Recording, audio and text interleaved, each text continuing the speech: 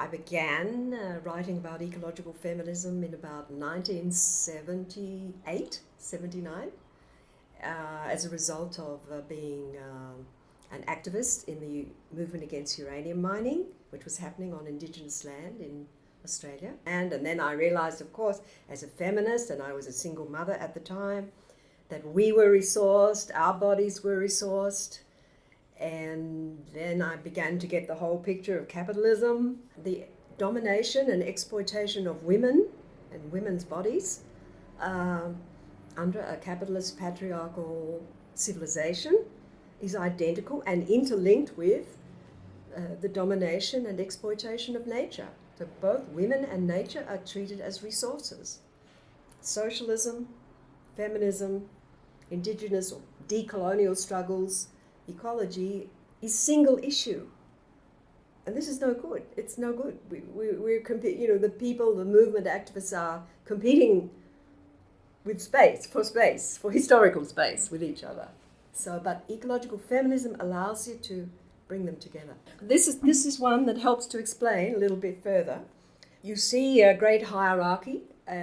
It stems from the Aristotelian notion of how the universe is organized as a great chain of being with God at the top, and then men, and then slaves in Aristotle's time, of course, and then below this, mere women, or probably peasants, mere women, young people, animals, and plants, and rocks, and water, and so forth. And from a capitalist point of view, you would say that we could say the owners or the entrepreneurs or the capitalist elite is at the top. Then there's the strata of management who are identified with them. And then the technocrats, who are the engineers and the computer guys and whatnot.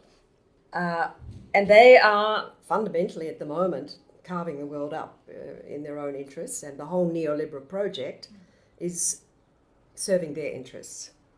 So hence you have this line, which is a line of dissociation, which divides production from the sphere of nature, or reproduction. And whereas humanity operates by the rules of reason and is productive, nature is disordered, chaotic, and mere reproduction is a secondary activity. And therefore, peasants and indigenous people are seen as closer to nature. So they're diminished from this Eurocentric point of view. And women are seen as closer to nature. This is still in the capitalist unconscious. This is still in the unconscious of people in the street out there. This kind of hierarchization of where power belongs at the top and is exercised down. And rights are, people below the line have to struggle for rights. All of this here, a sphere of nature, is treated as a resource. That's the underbelly of everyday assumptions that we are trying to change. Because we're trying to say that all human beings actually belong in the sphere of nature. We are nature in embodied form. And if we can get that consciousness understood outside, then we have the possibility of making some change. This great chain of being, this hegemonic unconscious, hangs on metaphors which are dichotomies. So we already had humanity versus nature, reason versus chaos, production versus reproduction. And in every case, the first term of the dichotomy speaks to the sphere of power, and it's valued, and the other one is devalued. So the early feminism was wanting identification with the masculinist side of the dualism. And we still have liberal feminism today, which is those women who still see their emancipation as nothing more than getting equal positions with guys in universities or corporations or wherever, or in politics. And they become clones, masculine clones, because the values that they pursue are still the values of the mainstream. So they are not doing anything for feminist social change. Those women are very antagonistic to ecological feminism, particularly because we are interested in understanding how human beings are part of nature. Because in the Great Chain ideology, it was precisely this idea that women are closer to nature than men, which was used to oppress and suppress women. I mean, neoliberalism, it's been going now since the 80s, but it has a firm grip on not only the economy, but now also our cultural institutions, which, I mean, for me, the university is the most familiar. It's being colonized by neoliberal values, and disciplines like the humanities are fading and being defunded, and disciplines like engineering, economics, IT especially, are all imploding and becoming big growth industries.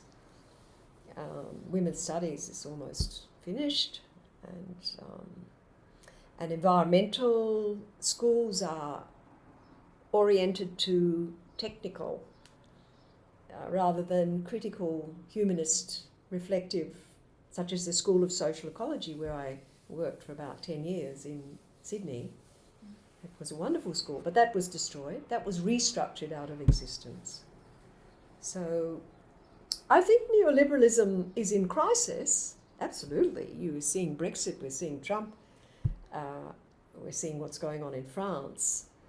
And people know it's in crisis, but people don't yet see the answer. And they're grabbing at straws, so to speak, politically. And the hegemony still holds. The economy is very shaky, but the cultural hegemony is still holding people in place. We're on track for the planet to collapse by the end of the century. So there's no point in any other politics. All around the world at the moment, there's a great revival of interest in ecofeminism, probably because of the climate change thing. Ecological feminism is an organic politics which grows wherever women find the conditions of life threatened, whether it's toxic spills, nuclear radiation in Japan, Fukushima, Chernobyl, whether it's deforestation, Chipko women hugging the trees in North India to prevent the forests being destroyed, and so on. These are occurring all around the world.